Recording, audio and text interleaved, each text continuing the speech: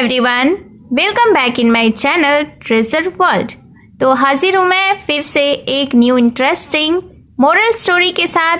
बहुत ही अच्छी कहानी है, वीडियो के एंड तक बने रहिएगा। बहुत सारे न्यू वर्ड्स आप इस स्टोरी में सीखेंगे। इसके साथ ही स्टोरी को रीड करना और इंग्लिश वर्ड्स के करेक्ट प्रोनाउंसिएशन के बारे में भी सीखेंगे। तो स्टोरी स्टार्ट करने से पहले अगर आप इस चैनल पर न्यू हैं, मेरी वीडियो को पहली बार वॉच कर रहे हैं, तो मेरे चैनल को सब्सक्राइब कर लें और जो बेल का आइकन दिख रहा है उसे भी प्रेस कर दें, ताकि मैं जब भी वीडियो अपलोड करूं तो इसका नोटिफिकेशन आप तक पहुंच जाए। और अगर आप मुझे फेसबुक पर सुन रहे हैं तो फॉलो करना ना भूलें। तो चलिए स्टार्ट करते हैं आज का यह interesting moral story. Story start करने से पहले मैं आपको एक इम्पॉर्टेंट बात बता दूं कि आप मेरी जो भी स्टोरी वॉच करते हैं, सुनते हैं, उसके डिस्क्रिप्शन को ज़रूर चेकआउट करें, क्योंकि स्टोरी में जो भी इम्पॉर्टेंट वर्ड्स होते हैं मैं उसका हिंदी में मीनिंग लिखकर डिस्क्रिप्शन में लिस्ट आउट कर देती हूँ। सो आप डिस्क्रिप्शन को चेकआउट करें और अपनी वोकैब्युलरीज पावर को इम्प्रूव कर सकते हैं, स्ट्रॉन्ग बना सकते हैं, जो कि इंग्लिश स्पीकिंग के लिए, स्पोकन के लिए बहुत ही इम्पॉर्टेंट है। सो आज के स्टोरी का टाइटल है the peacock and the crane. Peacock का अर्थ होता है मोर, एंड यानी और, द क्रेन, क्रेन का अर्थ होता है सारस। तो शीर्षक का अर्थ हुआ मोर और सारस। So let's begin the story. Once a peacock was dancing in a forest, spreading his feathers out. तो सबसे पहले सेंटेंस के वोकैब्युलरीज को देख लेते हैं। Once का अर्थ होता है एक बार, a यानी एक, peacock यानी कि मोर, was यानी था, dancing, डांस का अर्थ होता है नाचना, was dancing यानी नाच रहा था, in यानी में, यानी कि एक, फॉरेस्ट यानी जंगल, स्प्रेडिंग, स्प्रेड का अर्थ होता है फैलाना, स्प्रेडिंग यानी फैलाए हुए, हिज यानी कि अपनी, फीदर्स, फीदर्स यानी कि पंख, आउट यानी कि बाहर की तरफ। तो इस सेंटेंस का अर्थ हुआ once a peacock was dancing in a forest spreading his feathers out, यानी कि एक बार एक मोर जंगल में नाच रहा था, अपने पंख बाहर की ओर फैलाते हुए। No doubt he looked very beautiful and felt proud of his feathers. No doubt, no का अर्थ होता है नहीं, डाउट यानी कि शक। तो नो डाउट यानी कोई शक नहीं, ही लुक्ड, ही यानी वह, लुक्ड यानी दिख रहा था, वेरी यानी बहुत, ब्यूटीफुल यानी कि सुंदर, एंड यानी और, फेल्ट यानी महसूस कर रहा था, प्राउड यानी कि गर्व, ऑफ हिज, ऑफ यानी का, हिज यानी कि उसके, फीदर्स यानी पंखों पर। तो इस सेंटेंस को समझते हैं। नो डाउट यानी कि इसमें कोई शक नहीं था, ही लुक्ड वेरी ब्यूटीफुल कि वह बहुत सुंदर दिख रहा था, and felt proud of his feathers, और वह अपने पंखों पर गर्व महसूस कर रहा था।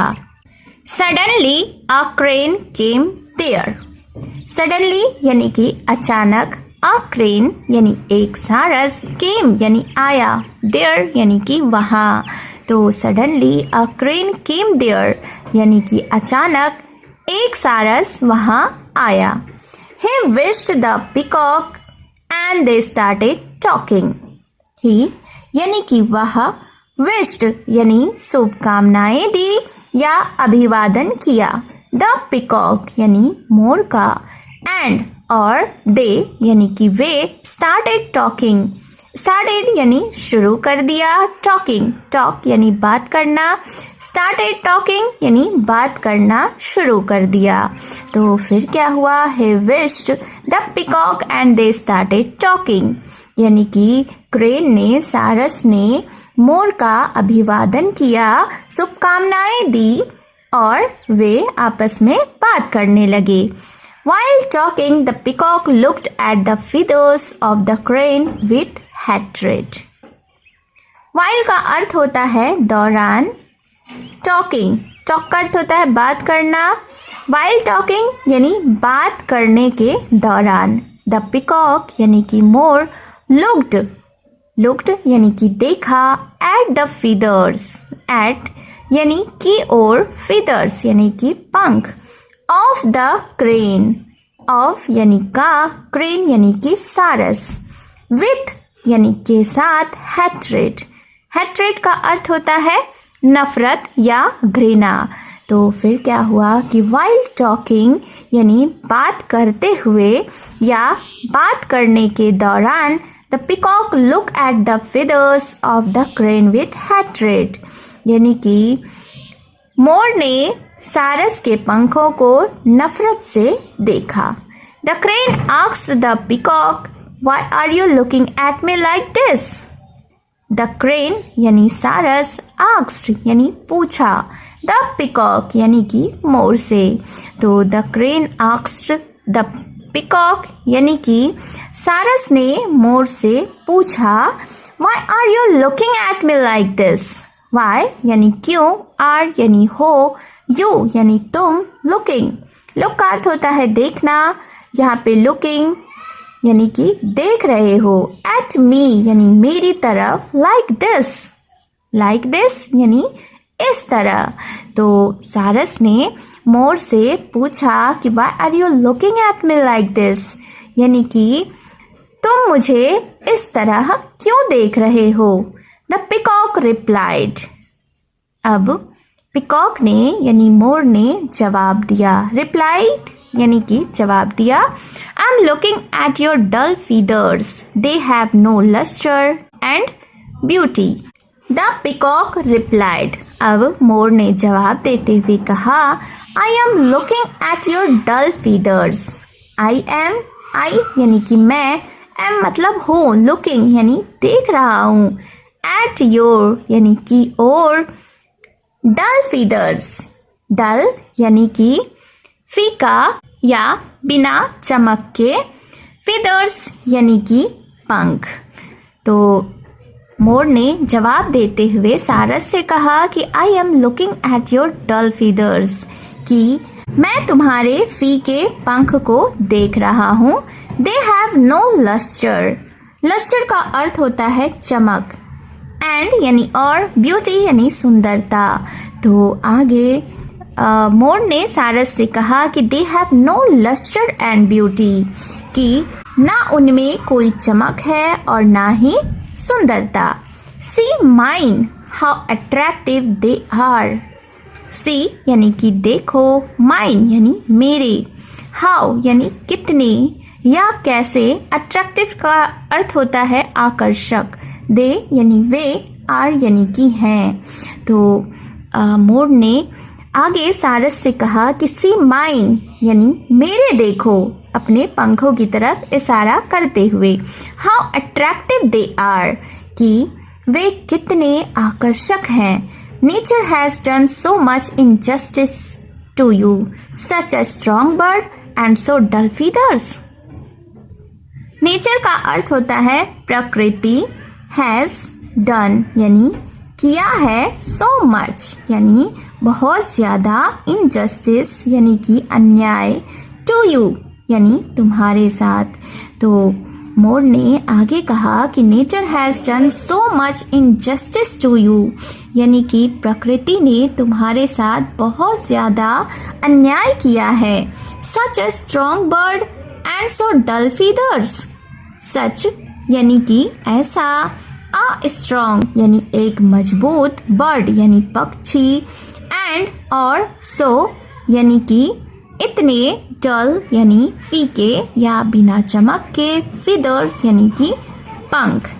तो आगे पिकॉक ने यानी मोर ने कहा कि such a strong bird and so dull feathers, यानी कि इतना मजबूत पक्षी और इतने फीके पंख।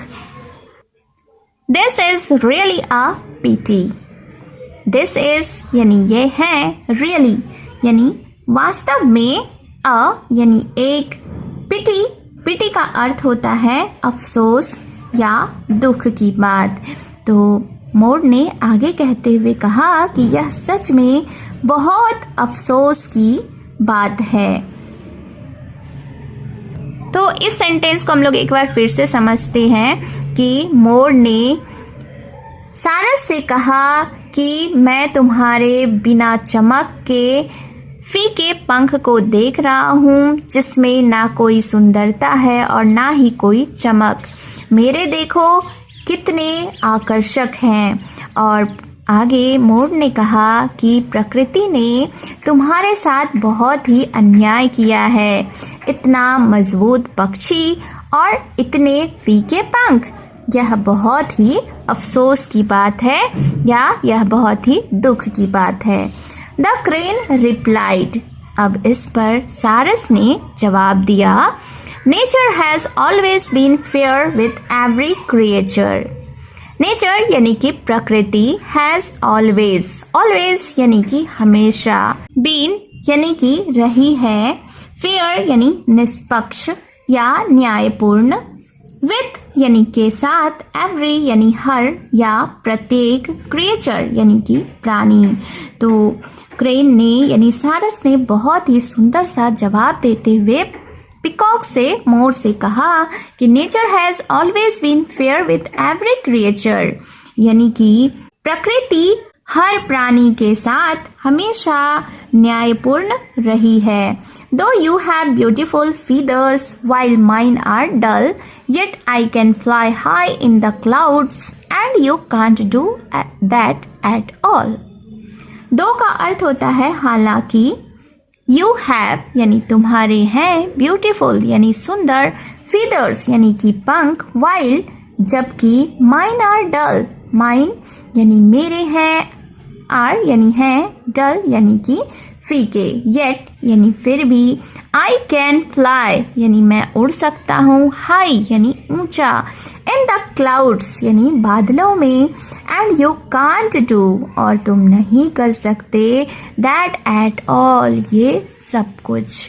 तो सारस ने आगे जवाब देते हुए मोर से कहा कि हालांकि तुम्हारे पंख सुंदर हैं, जबकि मेरे पंख फीके हैं, लेकिन फिर भी मैं बादलों में ऊंचा उड़ सकता हूँ और तुम ऐसा बिल्कुल भी नहीं कर सकते।